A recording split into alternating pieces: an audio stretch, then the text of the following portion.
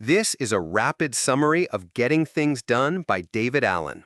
There are three main points to this book. First, your brain is for having ideas, not holding them. The core principle of the GTD system is to get every single task, reminder, idea, and commitment out of your head and into an external trusted system. These unresolved items are what Allen calls open loops, and they create mental clutter and stress, draining your focus and energy. Second, every item you capture must be clarified and organized through a specific workflow. You cannot simply make a long to-do list. The GTD method forces you to decide what each item actually is and what needs to be done about it. Third, a consistent review process is what makes the system trustworthy and sustainable. Without regularly reviewing and updating your lists, the system will fall apart and your brain will stop trusting it, bringing the stress right back. Now, let's explore these points in more detail.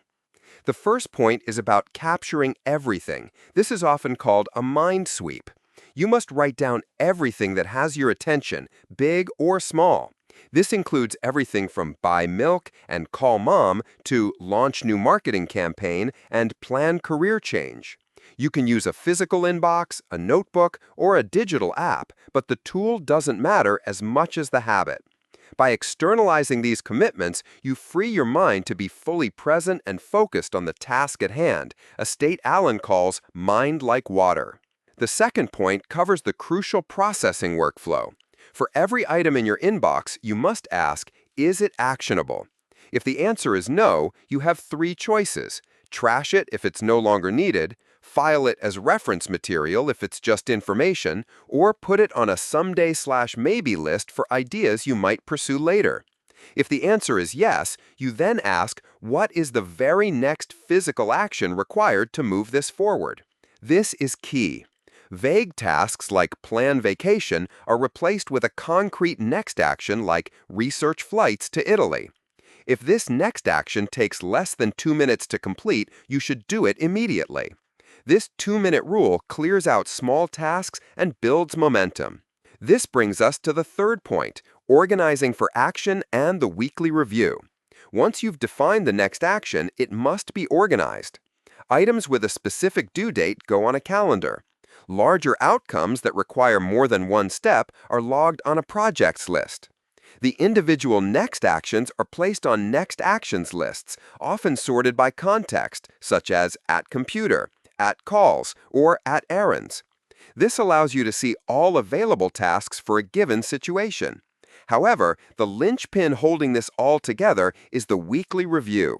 Once a week, you must go through all your lists, clear your inboxes, review your projects, and get current.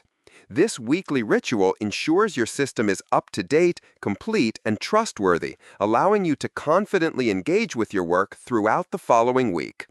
In summary, getting things done is not just about managing your time. It's a framework for managing your commitments to reduce stress and increase mental clarity. The key insight is that the feeling of being overwhelmed comes not from having too much to do, but from trying to keep track of it all in your head. A key takeaway from the book is Allen's famous quote, "Your mind is for having ideas, not holding them." If you found this summary useful, you might also be interested in these related books. First, Deep Work by Cal Newport, which focuses on how to execute on your important tasks once your mind is clear. Second, The 7 Habits of Highly Effective People by Stephen Covey for a higher-level look at personal principles and effectiveness. And third, Atomic Habits by James Clear for building the consistent habits required to maintain a system like GTD.